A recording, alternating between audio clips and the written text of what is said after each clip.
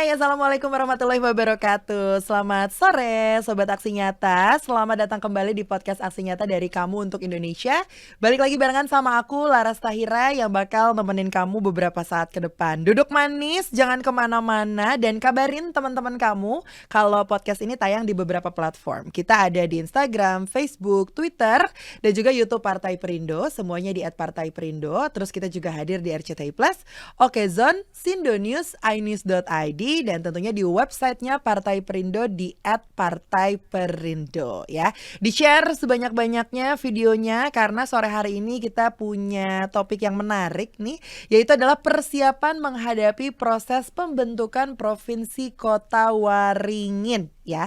Dan untuk membahas hal tersebut kita sudah kehadiran bintang tamu spesial kita. Beliau ini adalah Ketua DPW Pemuda Perindo Kalimantan Tengah. Ada Bang Fahrian Eko Santosa. Selamat sore. Sore. Aku panggil Bang Fahri nih ya? Bang Fahrian? Bang bisa, Mas juga bisa. Oh, Bang aja lah kalau Kalimantan ya. Iya. Kalau Mas takutnya nanti malah manjang obrolan kita ya. Enggak, kalau dari enggak. keluarga itu, kalau Mas itu sebenarnya panggilan dari keluarga kerajaan yang anaknya ada campuran dari Jawa, makanya Oh dipanggil Mas. gitu. Berarti Mas Fahrian ini ada keturunan Jawanya? Ada keturunan Jawa. Sedangkan Mamah itu dari keturunan Kesultanan Kutaringin. Oh, makanya dia ada panggilan khususnya Mas. Karena aku pikir kalau Mas itu khusus orang-orang Jawa aja. Ternyata kalau di seberang sana juga kalau ada keturunannya mah dipanggilnya Mas-mas juga gitu ya. Jadi Mas Fahrian ya? Ya, Mas Fahrian. Mas Fahrian. All the way dari Kota Waringin atau memang sudah stay di Jakarta nih? Kebetulan baru 1 hari kemarin ya. Dari Kota Waringin? Dari Kota Waringin. Jadi Kota Waringin ini terletak di Kalimantan Tengah ya. Iya, Kalau dari Palangkaraya lumayan jauh sih dari jaraknya Pangkalambun. Kalau kita menggunakan bis berangkat dari jam 7 malam sampainya jam 4 pagi. 7, wah lumayan juga, kayak Bandung Surabaya juga ya kalau lewat jalan darat gitu. Tapi nanti jadi ini ya, katanya 2024 ya jadi ibu kota nanti Nusantara nih. Doakan aja. Iya, semoga pembangunannya lancar deh. Ini Amin, kalau amin. dari Mas Fahriannya doakan aja. Kita kan jadi dari sini ya ikut berdoa aja gitu ya lah. Nah, cuman untuk lebih bisa mengenal lebih dekat lagi nih bersama Mas Fahrian ya, kepada Sobat Aksi Nyata, mungkin boleh perkenalan dulu. Kita belum kenalan juga nih Mas Fahrian ya, terutama buat teman-teman yang sedang menyaksikan. Mungkin boleh diceritakan background Mas Fahrian ini seperti apa sampai akhirnya memutuskan untuk terjun ke dunia politik, karena masih muda juga nih soalnya. Coba silahkan Mas Fahrian. Oke, sebelumnya saya tuh kan sebenarnya gini, kenapa saya tertarik ke Perindo? Karena saya itu pemikiran visi misi yang disampaikan Pak Heritano tuh hampir sama. Karena saya tuh backgroundnya itu waktu dulu juga ikut politik juga. Oke, kuliahnya waktu itu? Kalau kuliah sih nggak nyambung sebenarnya. Nggak nyambung. Saya kuliahnya di teknik penerbangan. Oh baik, Di teknik oke. penerbangan. Makanya kan sekarang ini saya itu kan mengembangkan tidak hanya di Kalimantan aja, di NTB juga di situ. Karena saya sebenarnya tuh saya nih baru tahu tuh masalah tentang Kalimantan tuh baru sekarang.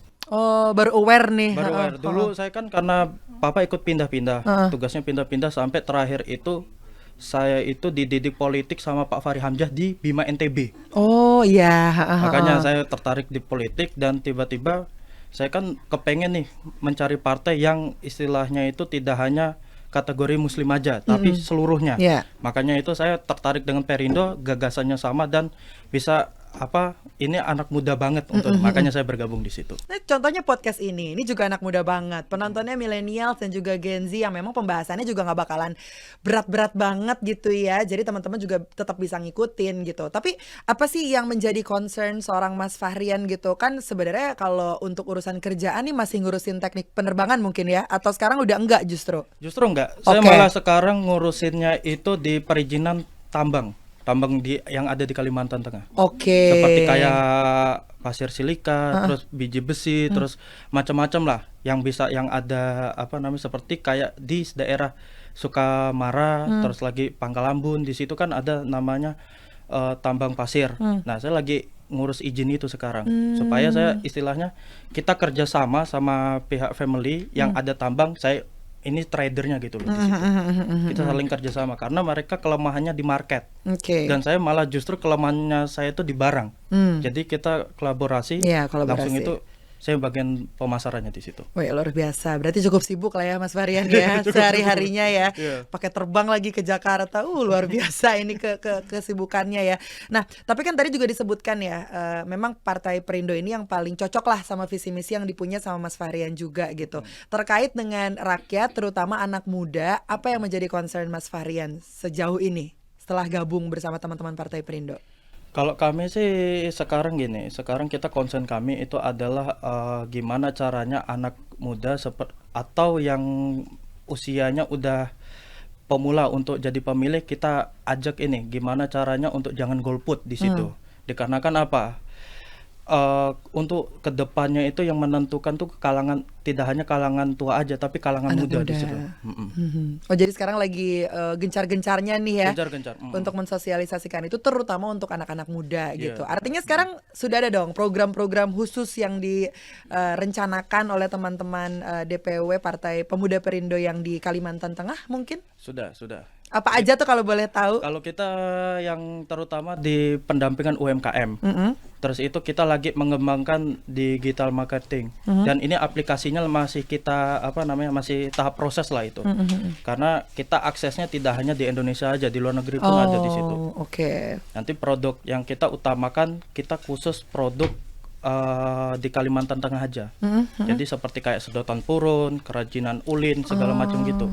Itu yang kita inikan. Ya bagus sih, artinya tuh jarang-jarang ditemukan ya, cuman bisa kita temukan di Kalimantan Tengah aja gitu.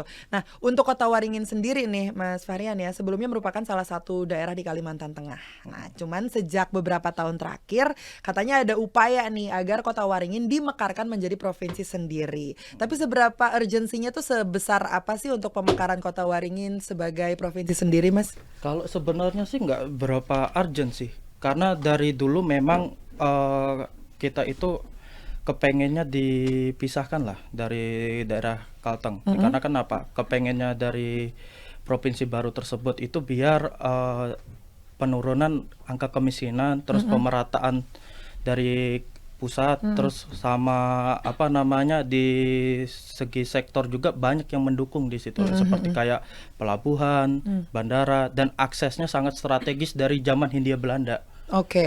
Jadi sebenarnya upayanya udah lumayan lama ya untuk istilahnya memisahkan diri dari Kalimantan Tengah ini. Lumayan sih, semenjak itu rencana pas zamannya ini gubernur yang kita sekarang Pak Sugianto Sabran di situ. Terus upaya-upayanya tuh apa aja sih Mas Fahrian, untuk apalagi tadi ya satu concernnya itu adalah memberantas kemiskinan gitu. Apa-apa aja yang udah dilakuin sama teman-teman di sana?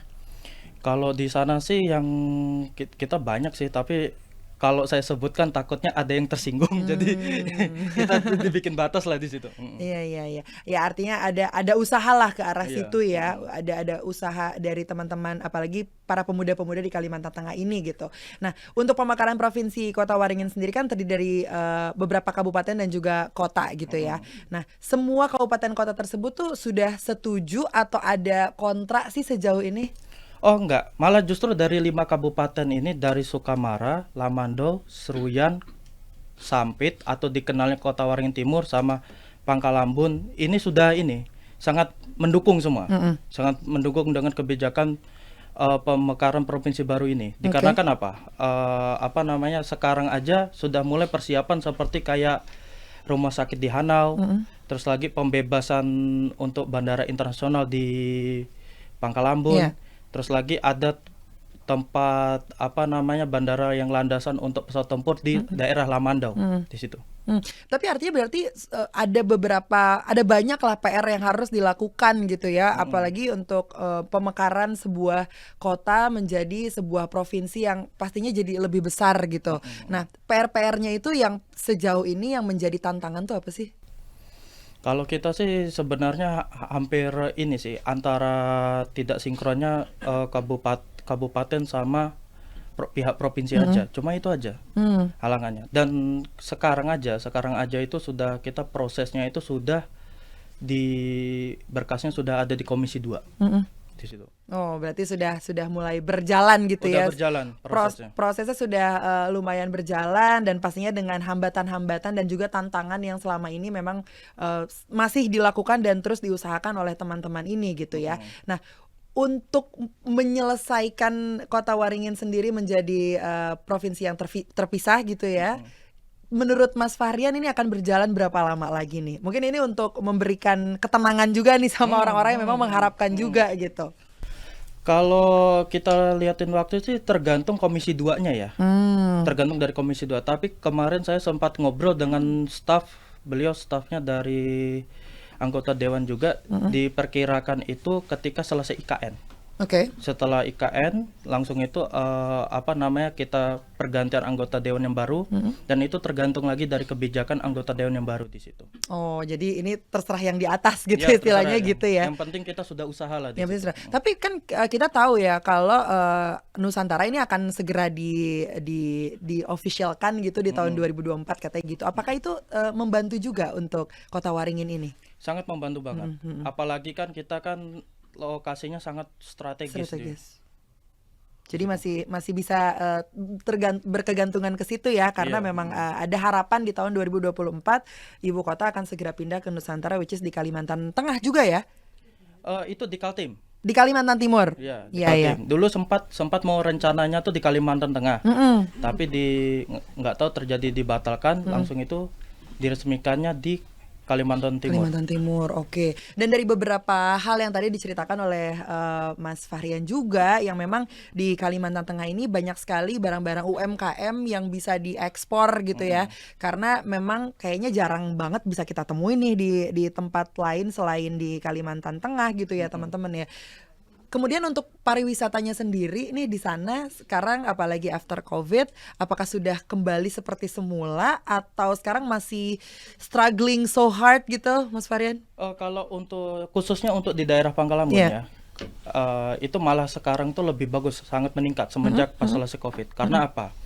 Semenjak ada programnya Anugerah Desa Wisata yang diadakan oleh Pak Sandiaga Uno, banyak banget yang partisipasi untuk mengembangkan desa wisata, terutama kayak di daerah Desa Sekonyer, terus daerah yang termasuk juga sekarang Tanjung Puting banyak nih pengunjungnya. Tanjung Puting keren banget sih ngelihat gambar-gambarnya doang ya, baru gambarnya doang udah keren banget, apalagi di sana dia pasir putih kan.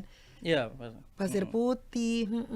Terus apa sih, coba mungkin boleh diceritain sama teman-teman sobat podcast Aksi Nyata gitu ya, pariwisata atau mungkin culture yang bisa dipelajari sama orang luar yang pengen main-main ke daerah Kalimantan Tengah gitu, khususnya Kota Waringin ini ya. Kalau sana sih, kalau di daerah Kota Waringin sih cuma kita ini aja tentang keindahan sejarahnya. Sejarahnya, karena daerah dari Kota Waringin itu termasuk salah satu daerah Swapraja. Kita sebelumnya waktu podcast sebelumnya itu pernah membahas masalah Swapraja juga di situ. Jadi satu-satunya kesultanan yang ada di Kalimantan Tengah. Keren tuh kalau udah bahas kesultanan ya. Berarti segala macam bangunannya tuh masih ada di sana? Masih ada sebagian, cuma yang sudah tidak asli lagi di Istana Kuning. Nah, Istana Kuning ini sebelumnya itu pernah terbakar. Jadi bangunannya sudah cuma dibangun kembali, tapi persis dengan yang pernah dibangun sebelumnya. Jadi meskipun pernah kebakaran tapi tetap dilestarikan gitu ya, dan tetap bisa menjadi tempat pariwisata juga.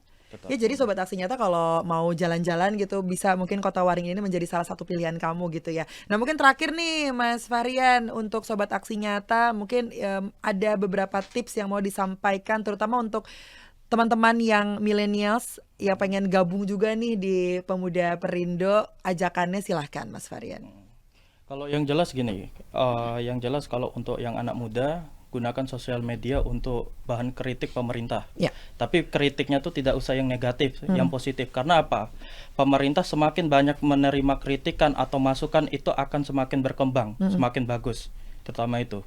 Dan saya mengajak juga untuk pemuda yang ada, khususnya yang ada di Kalimantan Tengah, kalau misalnya punya potensi segala macam, ayo bergabung sama kami, mari kita membesarkan sama-sama untuk Kalimantan Tengah di situ. Betul, dan kalau memang punya satu visi misi dengan Mas Fahrian dan punya keinginan yang sama juga, langsung aja daftar di Konvensi Rakyat ya. Jadi ini adalah program penjaringan secara daring bagi warga Indonesia yang berminat mendaftarkan diri sebagai bacalek di semua tingkatan pemilihan DPRD Kabupaten Kota, DPRD Provinsi, dan juga DPR RI. Daftarnya juga gampang banget, kamu tinggal masuk aja ke websitenya di www.konvensirakyat.com. Dan buat kamu juga yang pengen gabung bersama Partai Perindo, boleh langsung masuk ke websitenya di www.partaiperindo.com. dan jangan lupa untuk download aplikasinya di sini nih. Tinggal scan barcode aja. Mana nih? Di sini. Langsung scan barcode di sini ya. Jadi terima kasih banyak Mas Fahrian. Udah sharing-sharing dan lebih mengenalkan lagi Kota Waringin kepada Sobat Aksi Nyata ya. Semoga apapun itu program yang dicanangkan bisa diselesaikan dengan baik ya. Dan untuk Sobat Aksi Nyata juga terima kasih banyak sudah menyaksikan. Untuk Partai Perindo juga terima kasih yang selalu bergerak dengan aksi nyata. Semoga Partai Perindo semakin sukses dan juga maju terus untuk Indonesia sejahtera. Salam aksi nyata dari kamu untuk Indonesia.